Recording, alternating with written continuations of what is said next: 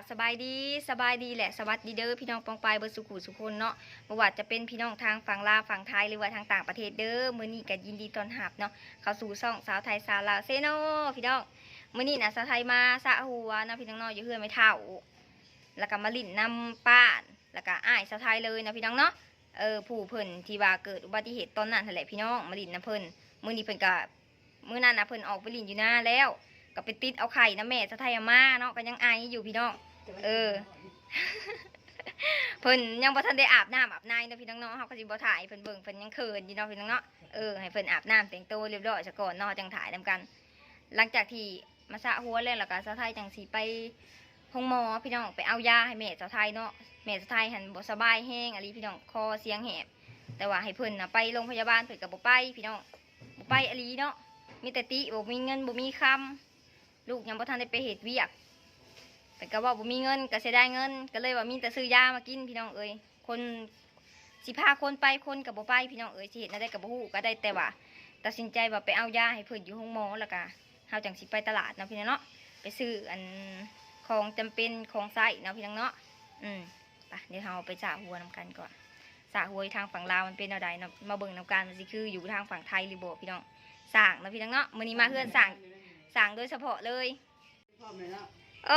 สร้างเกียมพร้อมเด้อพี่น้องสร้างยังโสดอยู่บ่สร้างนี่ยังโสดอยู่เด้อพี่น้องเด้อ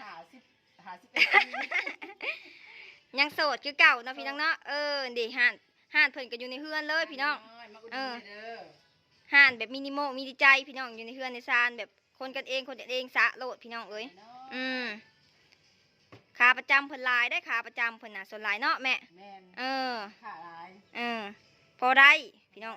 คันว่าไปเฮ็ดห่านอยู่นอกนี่โอ้ยคนแห่งหลายเลยเนาะรถแรงๆอากาศร้อนมันแห้งคักเลยย่องจนว่ากล้ามแขนขึ้น มาพี่น้องลงเคียงเลยเฮากะลงเคียงเลยพี่น้องมาเบิ่งวิธีการสระอีกทางฝั่งลาวนะพี่น้องเนาะ มันจะโอเคอย่าไปเห็ดเคลื่อนในคลิปวิดีโอเขาเบิ่งในโทรศัพท์นะล่างหน้าพร้อมนวดเครื่องสำอางออกเบิ่งเลย หุกอยู่ในนวดสปาหนาเด้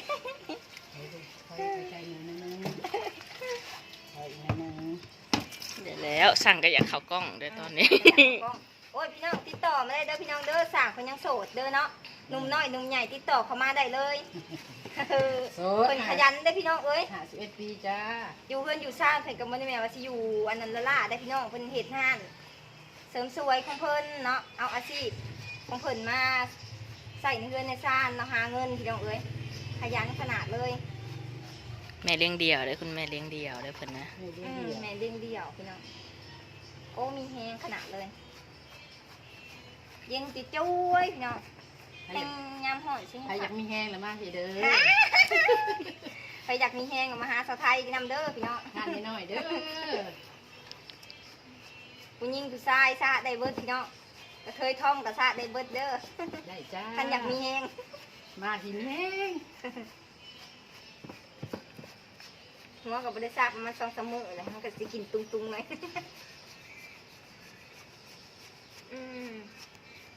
ลุงเพิ่นไปใส่ลุงน้ำไปเฮ็ดเวียกหรอได้แต่เสาๆจะทายเป็นการเฮ็ดเวียกอยู่ห้างสอนแป้งพี่น้องบุญมีอะไรเนาะผู้ใดที่ว่ากายไปไกลมารถเพลรถยังกระเวหาได้พี่น้องบุญมีอะไรเนาะห้างดังเซโนห้างใหญ่พี่น้องทางเวเขาหุ่มเมืองทางเวเขาหุ่มเมืองเดี๋ยวสะไทยออกไปข้างนอกสะไทยสิถ่ายให้เบิ่งเนาะห้างเพิ่นอยู่ทางใดเนาะพอดีทางไปหุ่มมอเลยสะไทยก็ไปแหวะยาให้แม่สะไทยเลยพี่น้อง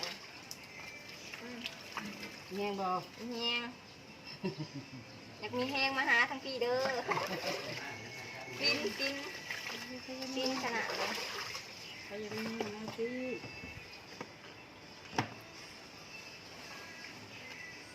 มาซาผมจะเป็น3 รอบเนาะ3 รอบที่ 4แล้วก็นวดจะเอามาแล้วอันแนวดิผมนะไม่หกแล้วโอเคปิดให้มันแล้วเลยสวยเลยช่วงนี้กาเห็ดมาลุงตุ้งติงนะพี่น้องไปเห็ดเวียกอีกงานละกะบริทำสวยแต่โดนคันว่าสิมาสะหัวไปสิหันจนว่าตั้งทันได้เดือนจะกินมาสะเธอ1พี่น้องจะสินะ เดี๋ยวจะมาหาสั่ง แม่น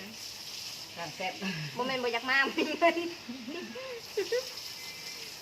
มากูมือบ่ได้บ่มีเงิน สั่งก็รุ่นเก่าเด้ สั่งในตำนาน ตำนานสั่งรุ่นเก่า คักขนาดพี่น้องเอ้ยเขามาหย่องหัวเฮานี่คือว่าคักเขาอยากนอนแล้วเขาหย่องหัวตัวเองมันบ่คักปานใดสมพ่อแม่สะท้ายจริงว่าอยากให้สะท้ายโลกกุมงอกให้ตลอดเนาะ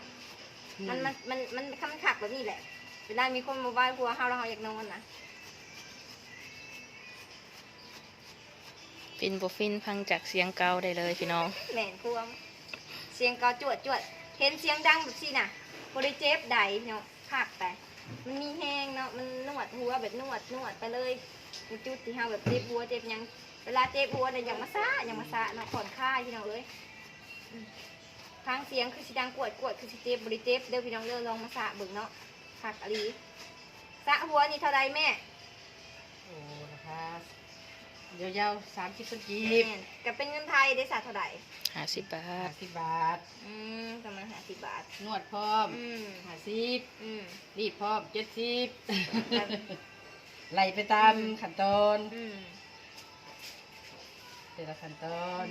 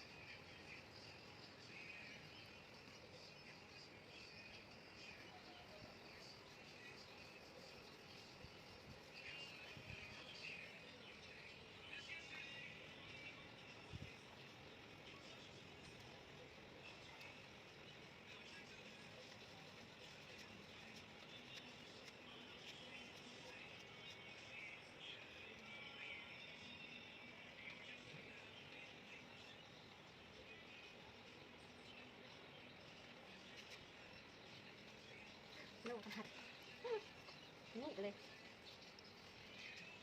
สุดยอด ตัวน้ำอีก ฟังคือเขาสิบหมดเลยถ้าเบรกแล้วตัวนี้คือเขาไปยังมาขาประจำมีแต่พวกโอเคป่ะเนี่ยนี่มันที่เพื่อนเห็นยังกระดาษจะมีสติตัวเองเป็นเขาปะเขาหลินเงินเขาหลินไหนเดี๋ยวจะซื้อเลขเดี๋ยวเรา60เกิดกับซื้อไม่ใช่ไม่กระเตะแล้วบริษัทอื่นแต่ว่าหลินเลขหลินอย่างนั้น ยกวัดยกวัดทุกสิ่งทุกอย่างบจบแค่เดียวบจบมันไม่จะว่าอะไรหรอกบจบแพงไงแพงแพงใครแม่แพงอีแพงเทืองหันอยู่นี่นะเขาแรงง่ายๆเนี่ยบริเคยให้เดือดร้อนนะมาตรการนี่นะลูกเคยมาตรการในแม่ย่อพระเขาหลัดหนาโลดบอกเขาจักเถื่อสิวะนั่นนี่ความแพงเลยสัก แล้วพี่น้องเป็นอะไรเนาะคือยิบะแล้วเลยเนาะเพิ่นรีเทิงเติบจนเหือไรใครย่อยผมสะทายแบบผมกูดเนาะพี่น้องเนาะดิหาสางของเฮาเนาะมาติดต่อเพิ่นได้เด้อพี่น้องเด้อเฟซเพิ่นก็มีคือกันนะพี่น้องเนาะเฟซแม่เตียบพี่น้องนี่สะทายก็อยู่กับเอ้ยไผ่สะทายเนาะจ้าเอสบายดีเป็นอะไรไข่ไอ ติดมาจากหยา ติดมันน้ำหยาเนาะเป็นอะไรเนาะอันเพิ่นว่าช่วงนั้นนั่นโหลดตำเนาะใครเนี้ยเบื้องใดเกาะ เบื้องซ้าย เบื้องซ้ายเนาะ ย่างได้แล้วแต่ย่างเขาคอยไป เดี๋ยวนี้ใช้มากันท่าอยู่ปะ ย่างออกไปนอกใส่ไม้กันเท้าคือเก่าน้ำหนักก็เริ่มขึ้นเลยอยู่ว่าเก่าแล้ว เนาะเดี๋ยวได้กระเซ้าไวๆเด้อนี่เนาะนี่ก็น้องสาวเพิ่นพี่น้องเด้ นี่แม่ นี่แม่เพิ่นพี่น้องเอ้ย เงินน้อยๆ6ในน้อยนึง โอ้ยเงินมินิมอกมีติดใจนะพี่น้องเนาะอยู่แบบกันเองเงินเฮาอยู่เป็นยังดอกพี่น้องเอ้ยอ่ะเดี๋ยวจ่ายเงินขึ้นก่อนเนาะแล้วเฮาสิออกไปห้องหมอไปเอายาแล้วก็ไปตลาดหน่อยหนึ่งนะพี่น้องเนาะเดี๋ยวสิถ่ายบรรยากาศให้พี่น้องเบิ่งเด้อพี่น้องเด้อตอนนี้สาวไทยกำลังสิไปห้องหมอนะพี่น้องเนาะออกมาแล้วงดหน้าทางแล้วพี่น้องเดี๋ยวสาวไทยสิถ่ายบรรยากาศให้เบิ่งเนาะพี่น้องเนาะเป็นโรงหนังเก่าพี่น้องออกมาผู้ที่คิดสวดเห็นแล้วสิถ่ายพี่น้อง FC เบิ่งนะพี่น้องเนาะโรงหนังเก่าอยู่ทางฝั่งลาวอยู่เซโนพี่น้องผู้ใดไกลไปไกลมานี่โบเบิ่งบ่ได้แต่พี่น้องต้องฮู้ว่าเป็นโรงหนังเก่าอยู่ลาวอยู่เซโนแน่นอนเนาะไปเดี๋ยวสาวไทยสิปิ่นกงหลังให้เบิ่งเด้อเนาะอันนี้คือทรงผมที่สาวไทยเฮ็ดแล้วเมื่อกี้นี่ฮ้อนเนาะพี่น้องมัดเดี๋ยวจังไหนจังสีไปห้องหมอใกล้ๆกันนี่แหละพี่น้องห้องหมอกับอันบอนแปลงรถอ้ายสาวไทยเนาะนี่พี่น้องโรงหนังเก่าเดี๋ยวนี้เด้อเนาะเข้มทางนี่สาวไทยก็อยู่ในรถนี่แหละขี่รถจักรมาคนเดียวเนาะบ่มีคนมาขับรถให้คนทางเนาะอันนี้จะเป็นห้านถุงเครื่องเซโนพี่น้องเอ้ยคนเที่ยวไปเที่ยวมาหลายเนาะแต่ว่าสาวไทยสิบ่ได้จับกล้องแล้วก็ขี่รถไปเด้อเพราะว่ารถมันหลายสาวไทยบ่กล้าจับนะพี่น้องเนาะมีแต่ว่าถ่ายพี่น้อง FC เบิ่งเป็นโรงหนังเก่าใกล้ๆเฮือนกับเฮือนแม่เฒ่าสาวไทยเนาะบ่อนที่เฮามาสระหัวมันห้านมันจะอยู่ทางในทางเขาก็จะเป็นทางนี้นะพี่น้องเนาะไปพี่น้องไปห้องหมอกันเนาะเดี๋ยวมันสวยแล้วหมอนัด9 โมงค่ะไป9 โมงปลายพี่น้อง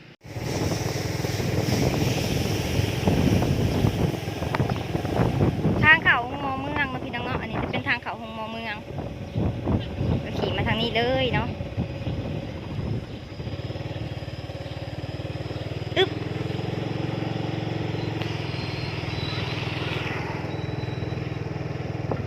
นี่พี่น้องห้องหมอเมืองทางนี้เนาะ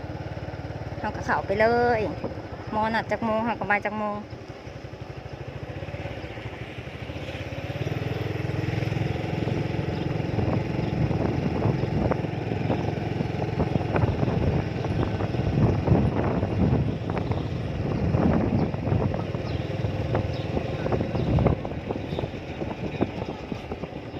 ตอนนี้สาวไทยก็มาฮอดห้องหมอเลยเนาะเฮาก็สิขึ้นไปเอายาอยู่บนตึกตัวนั้นพี่น้อง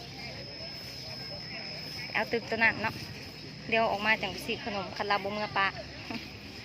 ออกมาเฮากับบอกล้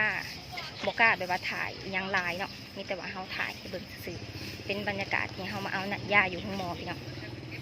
นี่ก็เฮาก็มานั่งถ่ายอยู่ในห้องหมอนะพี่น้องเนาะเพราะว่าเฮาโทรหาทันหมอไปแล้วแต่ว่าทันหมอเพิ่นนัด9 โมง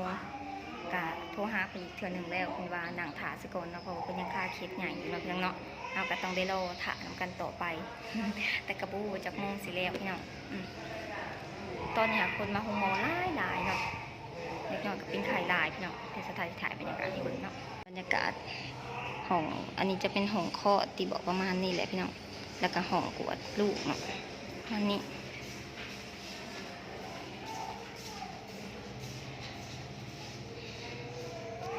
สาวไทยก็มาตลาดเนาะมาซื้อเกิบพี่น้องเอ้ยมาหอตลาดแล้วเนาะตลาดขบวงจรซีโนพี่น้องเอ้ย แต่ตอนนี้ค่ะฝนตกเนาะคือฝนสิตกนี่แหละสะไทยกะพาวไปหน้าเนี่ยพาวอยากเมื่อเนี่ยแต่กะอยากพาวอยากถ่ายคลิปให้พี่น้อง FC เบิ่งอีกเนาะว่าสิเข้าไปตลาดทางในทางนั้นเป็นโซนทางในเนาะเขาสิแบบขายผักขายหญ้าขายของกินซุกกันนะพี่น้องแต่ว่าโซนทางนอกเขาสิขายแบบเสื้อผ้าหน้าเพไปที่เขาออกไปทางนอกนะเพียงเนาะตอนนี้อากาศร้อนแห้งอะดิ